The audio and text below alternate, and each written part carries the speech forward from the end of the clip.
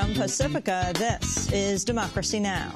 What our plan will do is create a single pool, get the insurance company profits, the pharmaceutical company profits, the other folks that are mining the system to make a lot of money on the backs of our illnesses, and ensure that we're using those dollars to make Vermonters healthy. So a single pool that uses technology to ensure that we get rid of the waste and dedicate those dollars to making Vermonters healthy.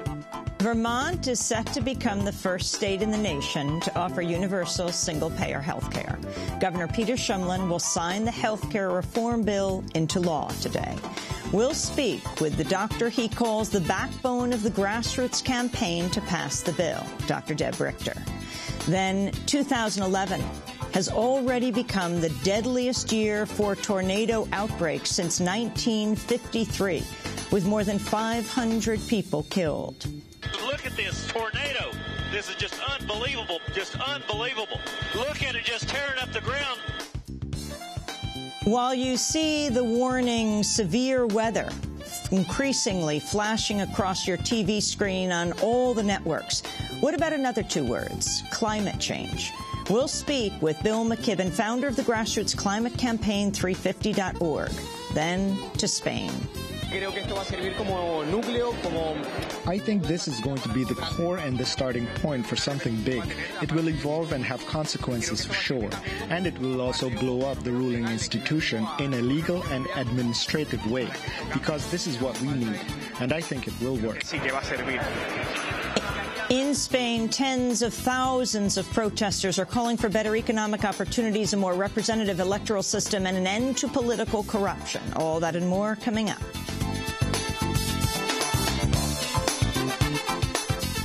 Welcome to Democracy Now!, democracynow.org, the War and Peace Report. I'm Amy Goodman. Reports are emerging from Serbia that the fugitive military general Ratko Mladic has been arrested more than 15 years after his indictment for genocide. Mladic is wanted for his role in the 1995 Srebrenica massacre and the siege of Sarajevo. His arrest has long been seen as a precondition for Serbia's membership in the European Union. Serbian officials say a man believed to be Mladic is in custody and undergoing testing to determine his identity. Clashes are intensifying in Yemen over President Ali Abdullah Saleh's refusal to step down. At least 41 people have been killed and dozens wounded in street battles between Saleh's opponents and supporters this week. Yemeni officials say at least 28 people were killed overnight in a bombing in the capital, Sana'a. The headquarters of an opposition-linked television station has reportedly been demolished on government orders. The State Department has ordered non-essential U.S. diplomats to leave Yemen amidst fears of a looming civil war. The U.S. has confirmed for the first time it's supplying bombs and spare parts for the NATO attack on Libya. The Pentagon says it's provided material support for the bombing campaign since NATO formally took over responsibility April 1st. The disclosure comes amidst the heaviest strikes in the Libyan capital of Tripoli since the war on Libya began. The U.S. military has begun withdrawing a limited number of troops from Pakistan following a request from the Pakistani government. The Pentagon says Pakistan asked for the scaling back of the more than 200-strong U.S. force following the operation that killed Osama bin Laden. It's unknown how many troops are being withdrawn. Egypt is preparing to permanently unseal the Rafah border crossing with Gaza after years of closure under former President Hosni Mubarak. Egypt's state news agency says the border will be open beginning Saturday. The new Egyptian military leadership is said to have used the reopening of the border as an incentive in brokering the recent unity deal between the Palestinian factions Fatah and Hamas. Egypt's decision to unseal the Rafah crossing is a major blow to the Israeli blockade of the Gaza Strip.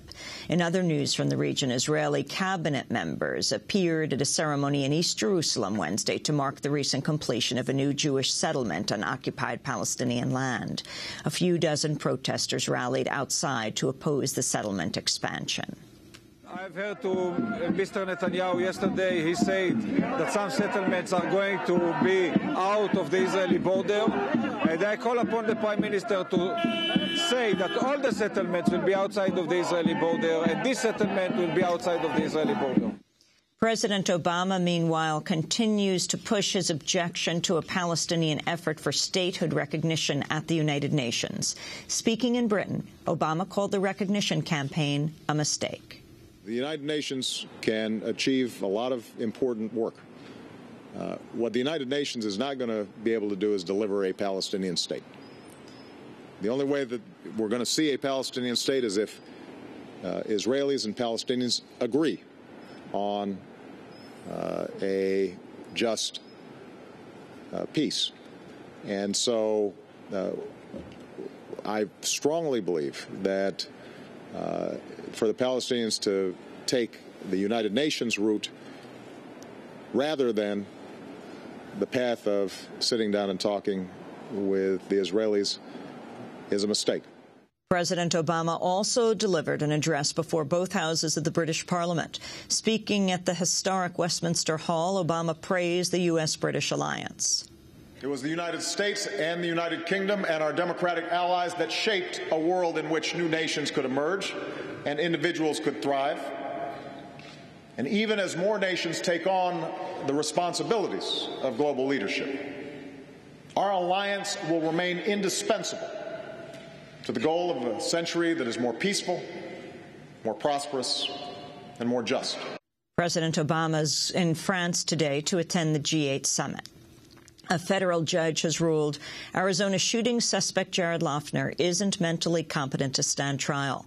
Loughner's charged with the killing of 6 people and wounding of others, including Democratic Congressmember Gabrielle Giffords, in a shooting rampage in January. Loughner has spent the past 5 weeks undergoing psychiatric evaluation at a hospital in Missouri.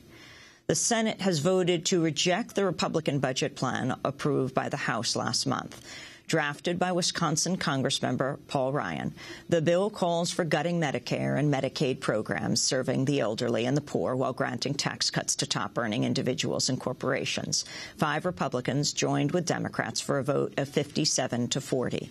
The vote comes a day after Republicans lost a special congressional election in a traditionally right-leaning New York district in what many called a referendum on the budget proposal. Environmental and public health groups have filed a lawsuit seeking to force the government to stop farmers from adding antibiotics to live feed to boost animal growth. The Union of Concerned Scientists, the Natural Resources Defense Council, and others say the Food and Drug Administration's allowance of antibiotics in animals ends up weakening their effectiveness in humans. The suit alleges that superbugs are becoming more difficult to treat because the human body is less responsive to the antibiotics they've already consumed through animal products. An estimated 80% of antibiotics used in the U.S. are consumed by farm animals.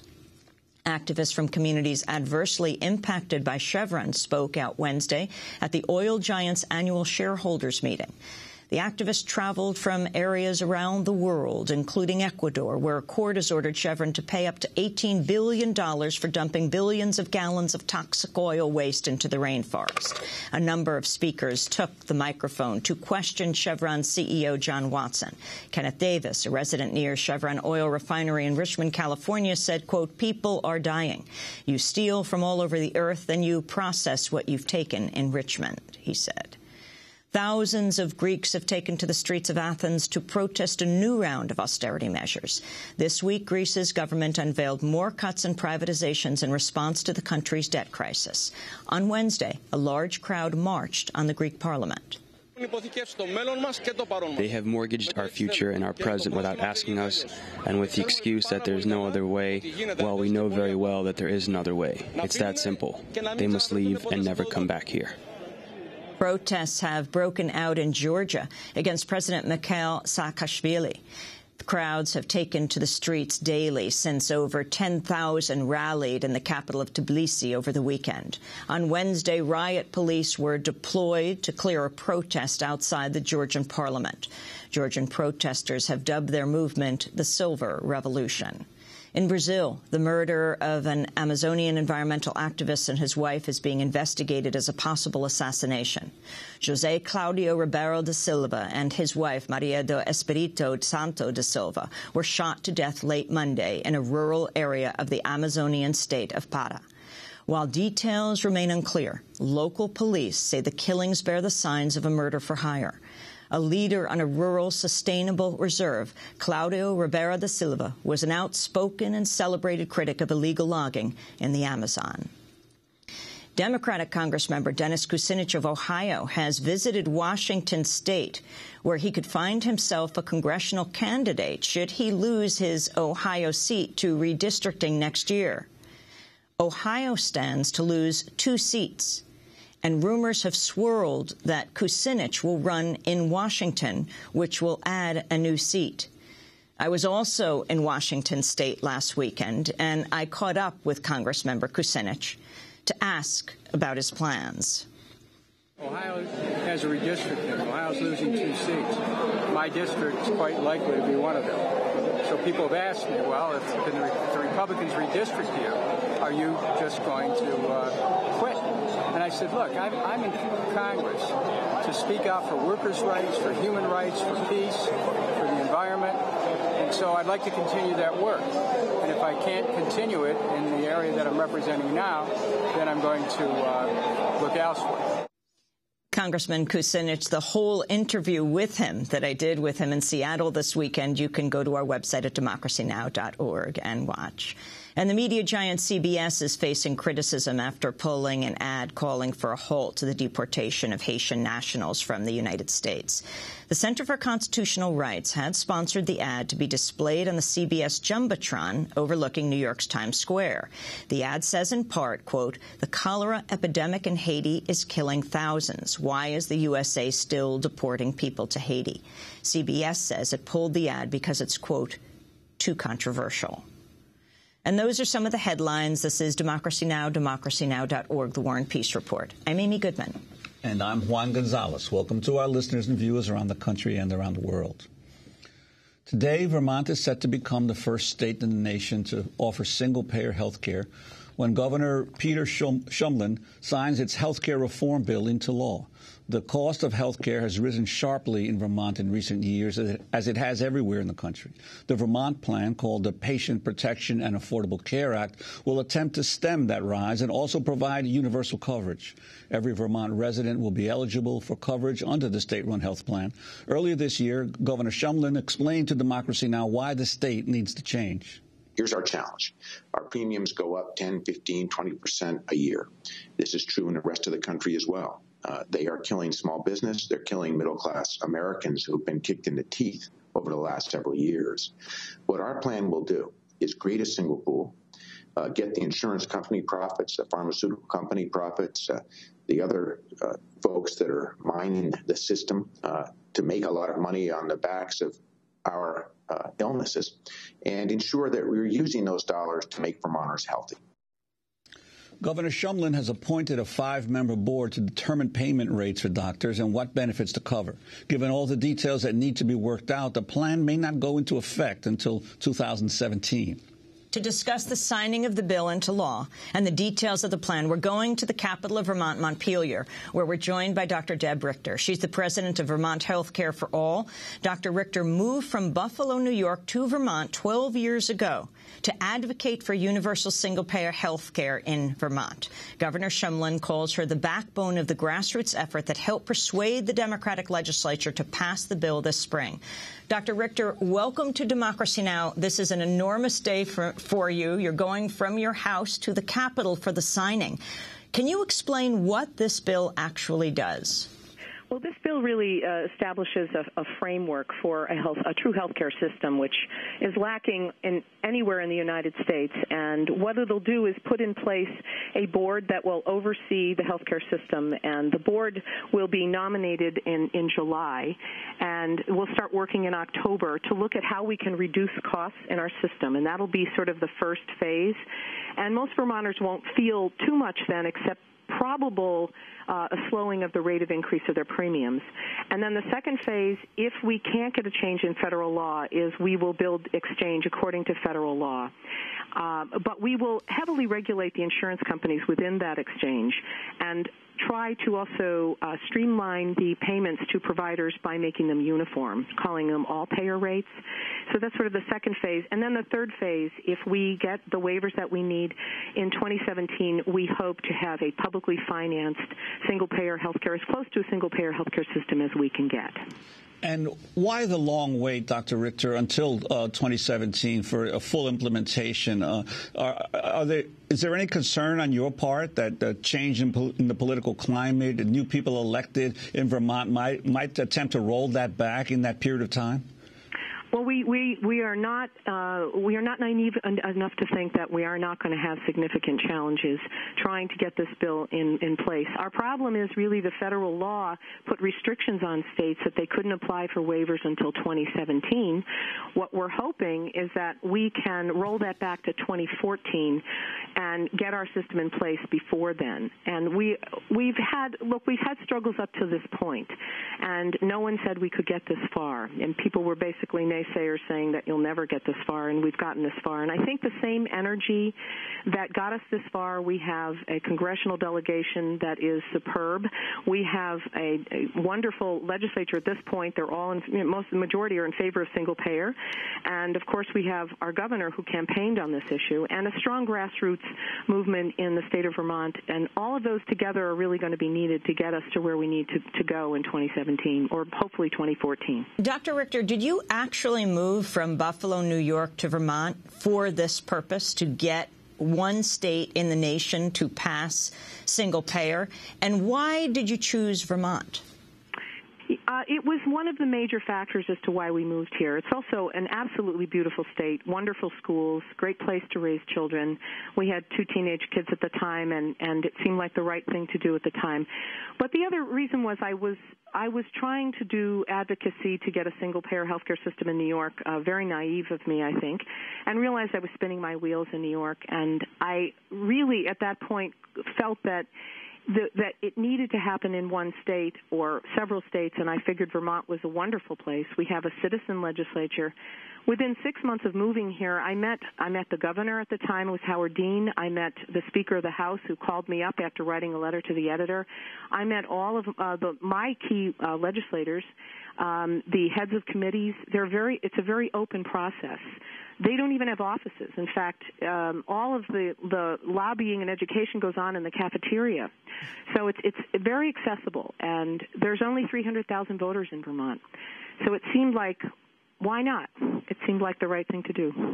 And in terms of being able to win support among the public and among the politicians in Vermont, you often talked about your own experiences, the problems that you have dealing with all of the different insurance companies that a medical practice has to deal with. Could you talk about that and how you were able to use those arguments to convince people of the need for single payer?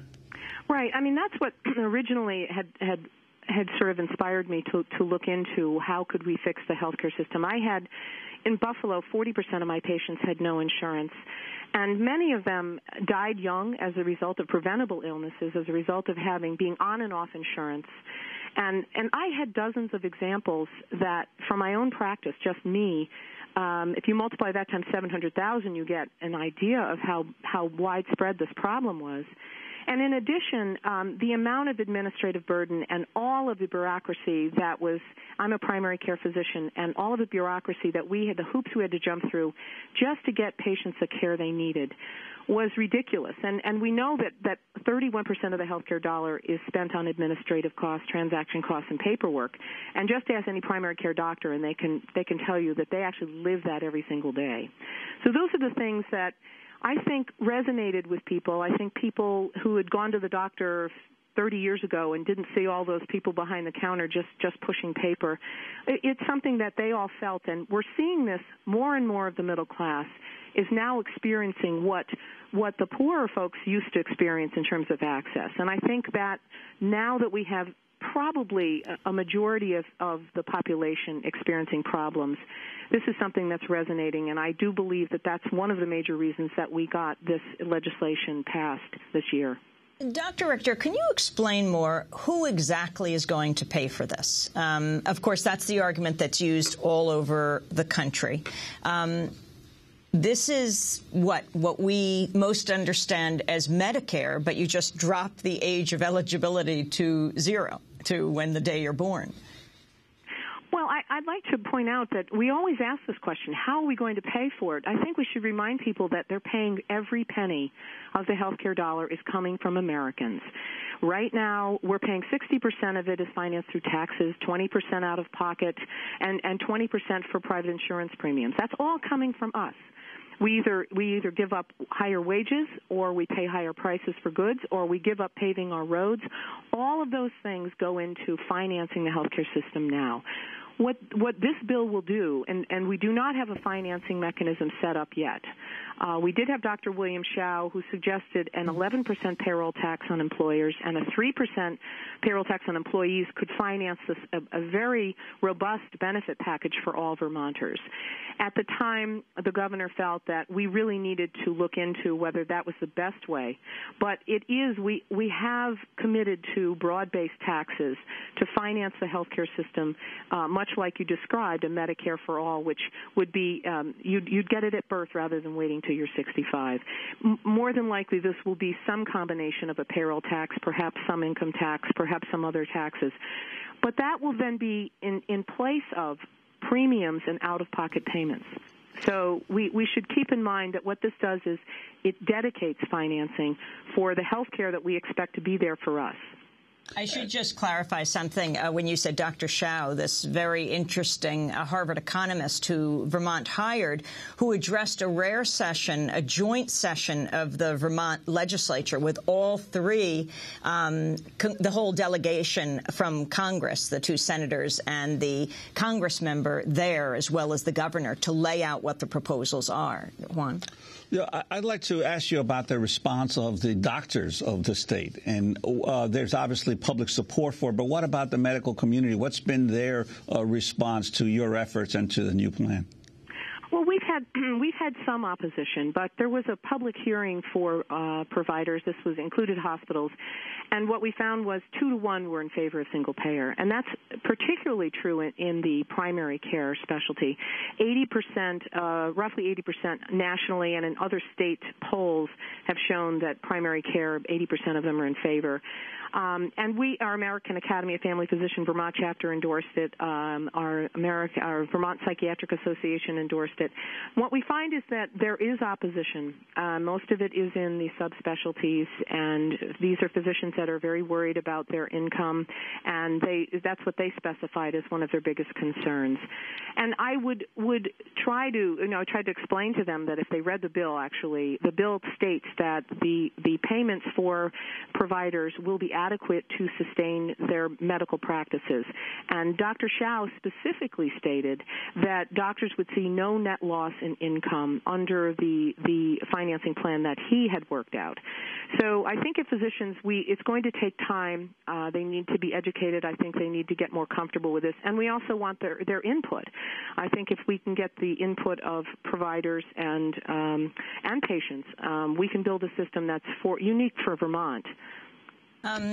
Now, this is very interesting that this is going to happen today in Vermont.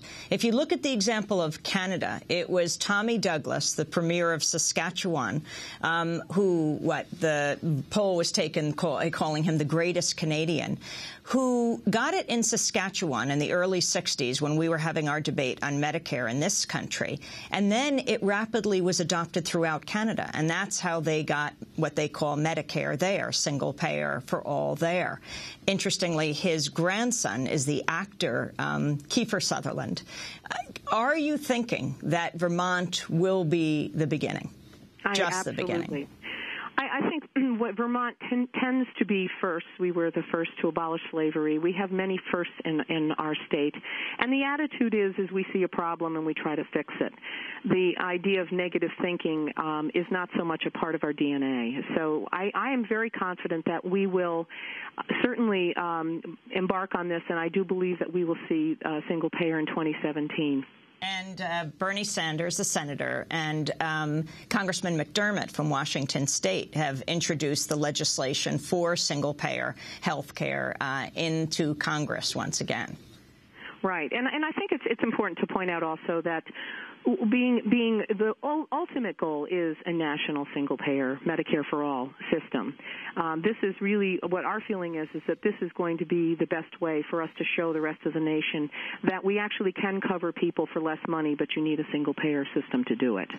And how do you respond to those who might say that Vermont is not representative of the rest of the country? It's sort of the Berkeley of the eastern part of the United States, and that the state is a small state of 600,000 people. That without the disparities in wealth, in income, without the extreme poverty that you might find in other parts of the country, that what's workable there might not be workable in the rest of the country. Well, I think the problems of cost are present everywhere, and those are going to worsen. In fact, they're going to worsen in Vermont before we get this thing fixed. And I think we're going to see a lot more converts as that starts to happen, and more people are giving up coverage and having problems with accessing health care as a result. And as a result of that, I think this will become an offer that few of them will be able to refuse. It probably will start with some of the blue states first. I think I envision this something that would probably happen in the New England states, the Northeast, first, before we see it in Alabama or Mississippi. I think that's way down the road. And certainly a small state, I think the important thing to remember is a larger state, that's all the more reason to have simplified billing and administration and a simplified way of paying for health care. It actually argues to having that be more the reason why they should be doing this. Finally, the insurance industry and the drug lobby in Vermont, what happened with them? Well, the Blue Cross Blue Shield, which is a major insurer, they have a major percentage of the market, I believe 65% of the market.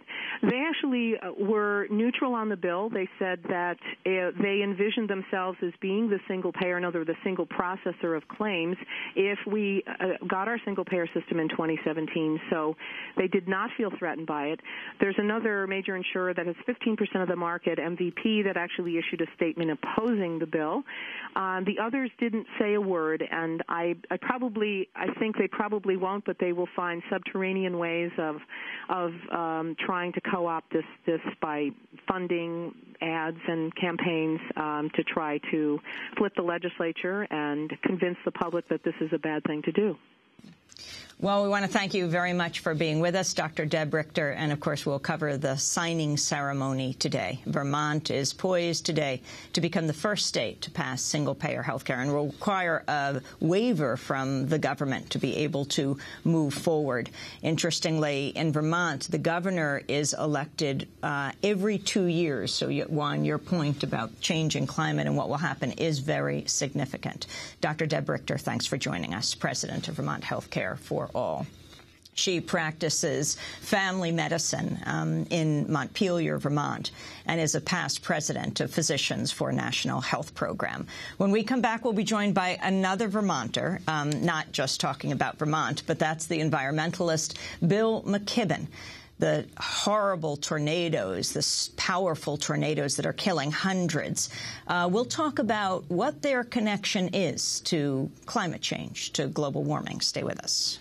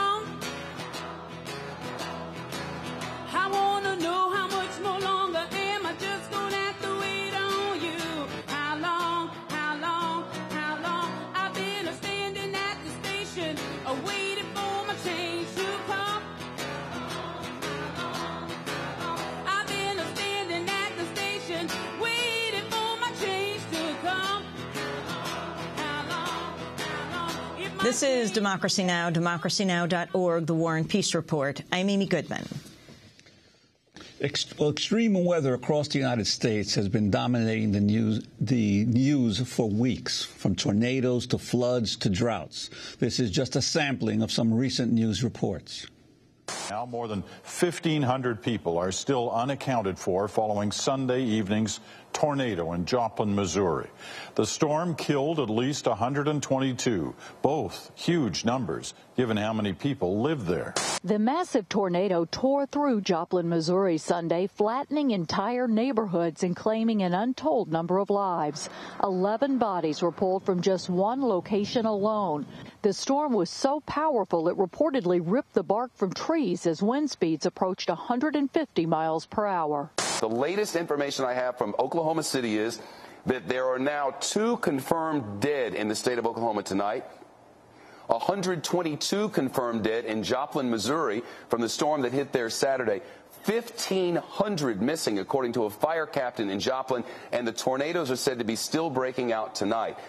Look at this tornado. This is just unbelievable, just unbelievable. Look at it just tearing up the ground. Look at the debris. That's a roof. It's taking roofs. A record-breaking 173 tornadoes tore through 14 states. Supercells, biblical in size and strength, ripping through homes and devastating farmland. Frightening scenes of nature's fury, the worst breakout of tornadoes in 40 years. The hardest hit state, Alabama.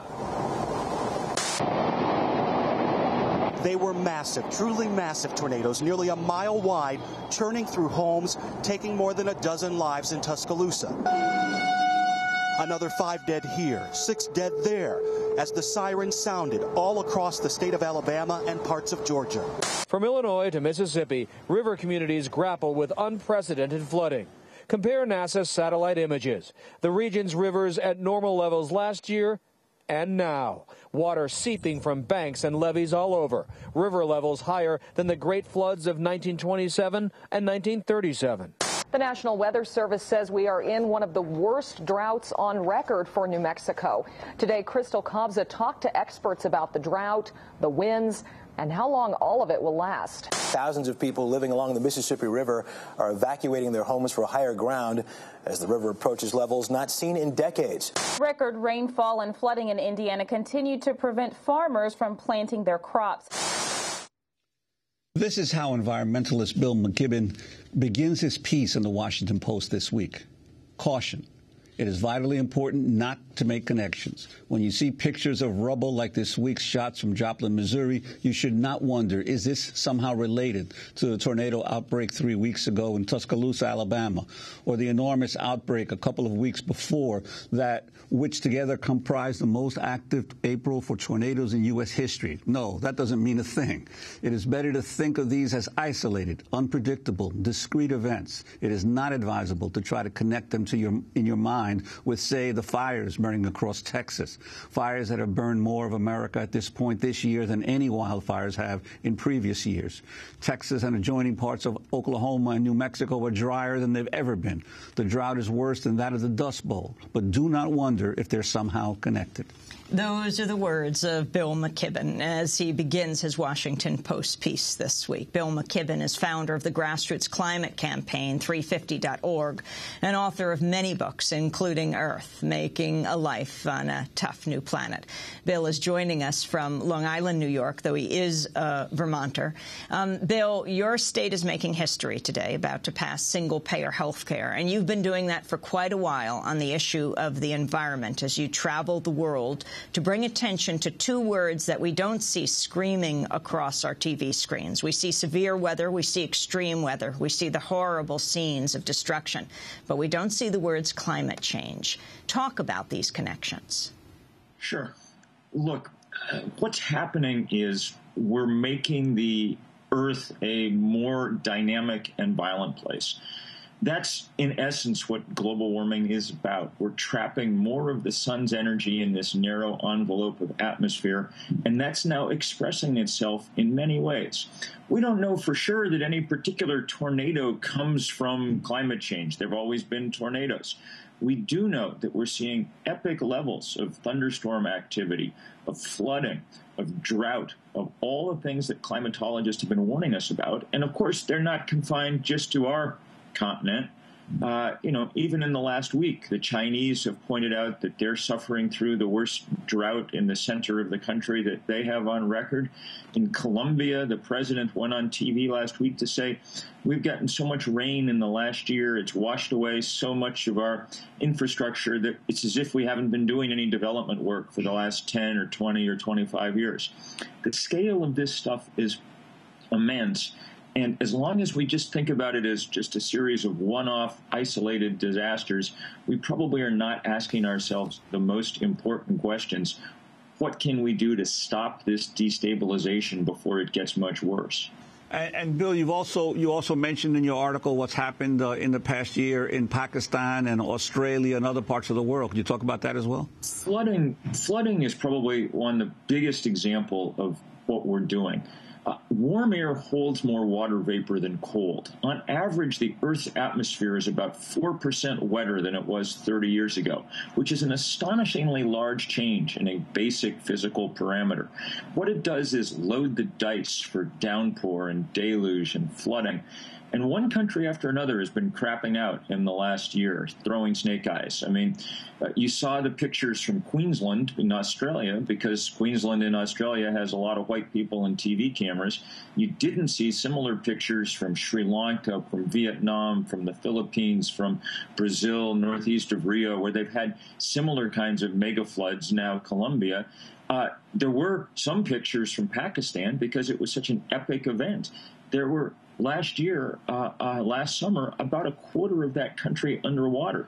The Red Cross said in February that there were still 4 million homeless people from those floods in Pakistan. Of all the big things that have happened in Pakistan in the last year, the biggest one by far was that epic biblical flood that came pouring down the Indus. Bill, in your piece, you go on to talk about, the connections you shouldn't make. And you say, because if you asked yourself what it meant that the Amazon has just come through its second 100-year drought in the past 5 years, or that the pine forests across the western part of this continent have been obliterated by a beetle in the past decade, well, you might have to ask other questions, such as should President Obama really just have opened a huge swath of Wyoming to new coal mining? And you go on with a series of questions. First, talk about the Amazon. This is always what is raised on those who are questioning climate change. You're talking about a drought in the Amazon, and you're talking about these massive floods. Obviously, there's no connection, they say. But talk about government policy under President Obama. Sure. First of all, just two connections. The atmosphere gets moister. That means that in some areas there's more evaporation and hence more drought. And in other areas, that stuff is coming down. Now, to President Obama, look, the guy has done a better job on climate change than George Bush. That's not an enormous claim to make, but, happily he's doing something. He's also doing a lot of things that are very, very damaging. He's opened this vast swath of the Powder River Basin in Montana and Wyoming to coal mining. The early estimate is there's enough coal there to be at the equivalent of having 3,000 coal-fired power plants running for a year. His administration is currently considering allowing a permit for a huge pipeline across the center of the country that will run from Canada, from the tar sands in Alberta, down to refineries in Texas. That's the equivalent of lighting a fuse on the biggest carbon bomb on the planet. So we need the president and the rest of his administration to focus a lot harder on climate change. It's nice that they've talked about green jobs and so on and so forth, but we need them to understand that global warming right now is the most difficult problem that we face, and we can't do anything that'll make it worse. The Congress at the moment is clearly preventing us from doing much that will make it better, but we've got to do everything we can to engage that battle. That's what we're doing at 350.org now, and with some increasing success, I'm happy to say. The movement itself, at least, is building. It's not big enough yet to defeat the fossil fuel industry, but we're getting larger. Well, Bill, you mentioned Congress, and yet this spring the House of Representatives voted by a 50-vote majority against a resolution that says climate change poses a significant risk to human health. Where are our political leaders? They were more. I mean, they voted by that 50 votes to basically say that climate change wasn't real. I mean, we're entering one of those moments, it's like Lysenko in the old Soviet Union or something, when there are too many people willing to believe that their ideology can trump physics and chemistry. That is a painful delusion to be laboring under. It's one that we won't labor under for very long, but these are crucial years and really, really have to engage this battle. By that, I mean, since we're never going to outspend the fossil fuel industry, and that's what owns Congress, we're going to have to figure out some other currency to work in. It's not going to be money. It's going to be bodies and creativity and spirit. So at 350.org, we're in the midst of planning for this next huge global day of action. It'll be September 24th, and it'll be mostly on the backs of bicycles all over the world. We're calling it Moving Planet.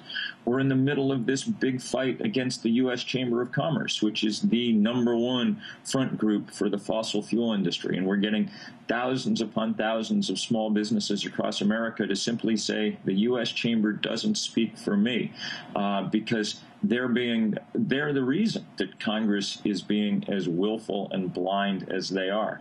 We've got to engage these big forces, and we've got to do it very dynamically, because the time, as this chain of freak weather events makes clear, is running out. And it's making it clear, by the way, not just to scientists and not just to activists. The head of one of the country's biggest insurance companies was quoted just a week or so ago saying, look, it's very clear to us that the level of thunderstorm activity across the country is off the charts. We're going to have to be raising our premiums, and there's going to be lots of places where we're not going to be able to underwrite anymore simply because the earth is changing so fast. And very quickly, 350.org, the significance of the name of your group. 350's good question, Amy. 350 is the most important number in the world. The NASA scientists told us 3 years ago that any value for carbon in the atmosphere greater than 350 parts per million was not compatible with the planet on which civilization developed and to which life on Earth is adapted. That is strong language. It's stronger still when you know that everywhere outside your studios, up on top of Mount Everest, in the Antarctic, right now we're at about 390 parts per million CO2 and gaining fast. That's why this is not some future problem. It is the most pressing present crisis that we have. Bill McKibben, I want to thank you for being with us, founder of 350.org. His new piece, A Link Between Climate Change and Joplin Tornadoes, Never, appears in the Washington Post, and we will link to it. Also, just this small point, though it's a big point for us, is that Democracy Now! Broadcasts from the greenest Internet TV radio studios in the country. We've gotten LEED Platinum certification from the U.S. Green Building Council. It's the highest level of green building that can be done in this country. This is Democracy Now!, democracynow.org, the War and Peace Report. When we come back, we're going to Spain. Stay with us. Ay, tú eres una cigüeña, hay que rozar la tierra,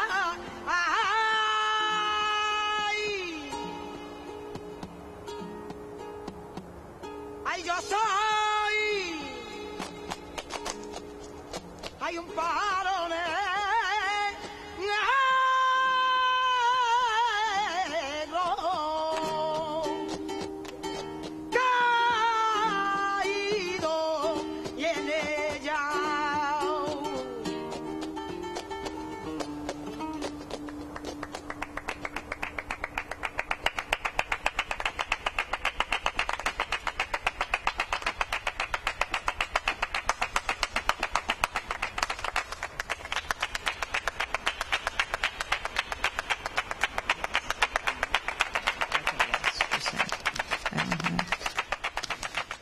The Blackbird, sung by La Caíta. This is Democracy Now!, democracynow.org, the War and Peace Report. I'm Amy Goodman. And I'm Juan Gonzalez. We turn now to Madrid, Spain, where the central square known as Puerta del Sol has become an urban encampment for tens of thousands of protesters. They are calling for better economic opportunities, a more representative electoral system, and an end to political corruption. Espero que mejore la situación, que nos dé una calidad de vida mejor, que tengamos más derecho a un trabajo fijo, con un futuro. I hope this changes our situation and that we improve our quality of life. We have a right to regular jobs, a future and a decent salary, to more opportunities in life, the chance to get a house, to pay for that house without being enslaved, but especially a better quality of life. Y sobre todo eso, tener más calidad de vida en general. The protests started on May 15th and have since spread to more than a dozen cities across Spain. The country has the highest unemployment rate in Europe. Nearly half of its population under 30 is jobless. The protests continued this past weekend despite a ban on demonstrations the day before local elections. Spain's Conservative Party made major gains over the socialist incumbent, but protesters remain undeterred. They're sustaining their decentralized movement through donations of food, fuel, and even computers. Daily assemblies democratically vote on all decisions, and local committees are assigned different tasks from cleanup operations to legal affairs. To further discuss the protests in Spain, as well as Sunday's local elections, we turn now to two guests in Madrid by Democracy Now! Video stream. We are joined by Maria Carrion, independent journalist who is a former producer of Democracy Now!, and we're joined by Ivan Martínez, a spokesperson for the pro-democracy movement Toma la Plaza, Take the Square. It's great to have you both with us. Maria, why don't you lay out the big picture so people in the United States and around the world understand what has been happening in Spain, the significance of this movement and what it's called? Well, it has many names. One of them is Take the Plaza. Another one is Democracia Ya, or Democracia Real Ya, real democracy now. And what has been going on in Spain, you very well pointed it out, is that there's a massive unemployment rate. 5 million people are unemployed, and a large percentage of them are really young people. The crisis, the economic crisis, has really affected all aspects of society, and the socialist government has panicked, and basically it's trying to avoid a Portugal or a Greece-like bailout or an Ireland-like bailout. And it's doing so by cutting back tremendously on social welfare programs, on education, on a number of key things that the socialists ran on and that people expected. And so as a result, people have taken to the streets, they have organized, and they've almost turned their backs on the political system. The political system is broken. The elections on Sunday proved that, because a party that basically ran on no platform, which is the conservative PP, swept through municipal and regional elections, won almost everything, and based on nothing, and also with a large number of candidates who are being either investigated or tried for corruption. So young people have taken to the squares, not only in Puerta del Sol, but almost everywhere in Spain. And the movement is even spreading beyond Spain, because we're really sharing the same global situation. People are saying no matter what happened on Sunday, the entire system has to change. This is not just about two-party system, because the two main parties are really not responding to people's needs. And Maria, how did this change occur, given the fact that when the socialists came in, José Luis Zapatero, after those terrorist bombings in Spain, there was so much hope, and he withdrew troops from Iraq, the Spanish troops from Iraq. He attempted to institute gay marriage and gender equality. What happened to the socialist government that it became so distant from its own people? Well, part of what happened is really that all these agencies like Moody's and Standard & Poor's and so on began to go after the Spanish debt and talk about how Spain is not, was not going to be able to sustain its social spending, and together with the IMF, they have been asking the Spanish government to make cuts, and I think Zapatero panicked, and he's dealing with massive unemployment, in a large part caused by the housing bubble, because a lot of people who are out in the street now with no jobs were in construction and were in other aspects of the economy that were sustained by this housing bubble. So they began to basically institute conservative economic policies. So they started off on a good note in the sense of, some social programs like gay marriage and like withdrawing the troops from Iraq. But at the same time, their economic policies cutting back on pensions, raising the age for, to be eligible for a pension. Basically pensions are going to be cut by 20% because of these reforms. They began to disconnect from their own electorate. As a result, what you find with these elections is that the PP hasn't so much gone up as the socialists have gone down tremendously and lost many, many votes. Some of those votes actually have gone to smaller parties like the Izquierda Unida, which is to the left of the Socialist Party. A lot of them are blank votes. Almost 1 million people decided to cast a protest vote and just vote blank. And some people stayed home. And so, I think that, listening to the IMF and listening to these agencies that are saying the only way to get out of the crisis is to cut social spending while not resolving the unemployment problem, has created this disconnect between the population and the government. So let me bring in Ivan Martinos. The influence on the young people who are protesting, the impact of what's been going on in the Arab world, especially Tunisia, which has always had close relationships with Spain. Could you talk about that as well? Yeah, obviously it's not the same situation in Spain as in the Arab countries. I have to say we have freedom, or a certain amount of freedom here. But what has affected us is the spontaneity of the people over there. That it's probably the same that has happened over here in Spain. People feel outraged by the political class. That's something I'd like to say, because we believe in our movement. This is not against the Zapatero government or the PSOE. This is, again, the whole political class. We've come to a point in which we don't feel represented by them, which is what we pay them for. And we have seen that it's not a matter of asking them to represent us or to tell them to please do what they should do, but we have to force them, because they on their own are not going to do what they have to do. We're watching pictures of tens of thousands of people who have taken over the square. Ivan, can you talk about how the mobilization took place, and what are the countries that have inspired you?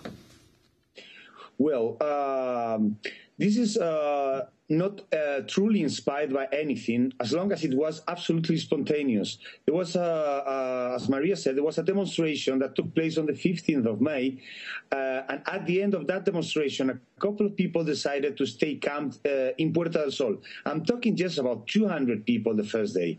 They were kicked out of the plaza violently by the police, and many people just next morning went there to see what was going on, and that was considered a new demonstration and was forbidden by the government. So what happened then is that spontaneously, everyone said, well, how can we not demonstrate? How can we not say what the lack of our systems are? How can we not ask for our rights? And that was the beginning of it all. That created an horizontal, non-vertical assemblyary movement in which everyone is a virtual and eventual volunteer. Of course, it needs a lot of organization. Many of our energies are focused at the beginning of that organization, but due to the goodwill of the people, to the logic of all the movement, and mostly the level that we as citizens are approaching, our consciousness are being awakened, and that makes us move in any way. We are mostly Pacific ones, a Pacific movement. We want to be legal. This is not a fight against the system or the government. The system is wrong at this moment and needs to be changed. Politicians are not going to do it, so we have to force them to do it. And the way to organize all the people, all the tens of thousands of people in the Puerta del Sol, and in all of the main cities in Spain, which is over 30 demonstrations taking place now, is just a good organization and horizontal one. I mean, we don't want any pyramidal organization in which we have a leader you can look at, because that's not the point of it, of this. This is the people standing against something that they really feel it's not worth, it's not fair. And it's all right. It's to get something better. That's Ivan, I'd like to ask you about the role of the Spanish trade unions while all of these austerity measures of the Zapatero government were being implemented. What were the trade unions supposedly representing the interests of the workers doing during this time? At the end, as I said before, this political system we have, in which we include the trade unions, it's a very dark one. It's a political system that gives the back to the people. So at the end, what the people in the street think in Spain about the trade unions is that they haven't been representing them anymore. They have just been dealing with the enterprisers and just negotiating with them so that all of them can get as more as they can, and of course forgetting about the people. So how is this expected to play out? What is the list of demands that you have made as you talk about people in the square doing things democratically, food is being brought in, and also the role of social media in all of this, Ivan? Well, we have, at the moment, we have general reunions every day in which all the new points are considered and decided. At the moment, we are working on 4 main points, which is a renewal of the election law, which would end up in each vote, meaning the vote and the voice of one person. More control of the corruption, not only in the political area, but in all the high areas of our society. The true separation of powers, because as you all know, in Spain and probably most of the world, but we're talking about Spain now, the low power is very related to the political parties. So we find that every 4 years, when we get a new government, a new political party in the government, all the Jews, the top sides of the top parts of the judges are just on the side of the politics. So we have no real separations of powers, and we do want, I mean, it's not that we want, it's that we are going to have a real separation of powers. And the 4th one is control over the politicians. It's very usual and very harmful to see in Spain, whenever you see a Congress meeting, to see more than half of the seats empty. We pay the politicians to represent us, and they have to go to the Congress. They have to tell us what they decide, and they have to let us decide for ourselves. It's not of them. So if one politician doesn't go one day to work, we see it in the camera because we got the means, we got the technology. He doesn't get paid. It's as simple as that. It's the same as happens with me as with everyone else. Those are the 4 points we're working at the moment. We have working commissions right now, working on them. And tomorrow, Friday, we're having a general meeting to put them all together, all what they have decided. And on Saturday, we are going to start meetings in every neighborhood and every town of Spain. Only in Madrid, which, you know, in terms of space, it's a small space of Spain. Only in Madrid, there will be 250 meetings on Saturday. After which, on Sunday, we'll come back. Well, the camp will still be in the Puerta del Sol. And all the people from these neighborhood extensions meetings will come, and we will put together all this infrastructure so we can go on. And as I said, not ask the politicians to do what they should have done much earlier, but force them to do it, because they are not going to do it by themselves. Ivan Martinez, we want to thank you for joining us. Ivan Martinez is a spokesperson for the pro-democracy movement in Spain, and Maria Carrion, former Democracy Now! Producer, independent journalist. That does it for our broadcast. I'm Amy Goodman with Juan Gonzalez. Our website, democracynow.org. Thanks for joining us.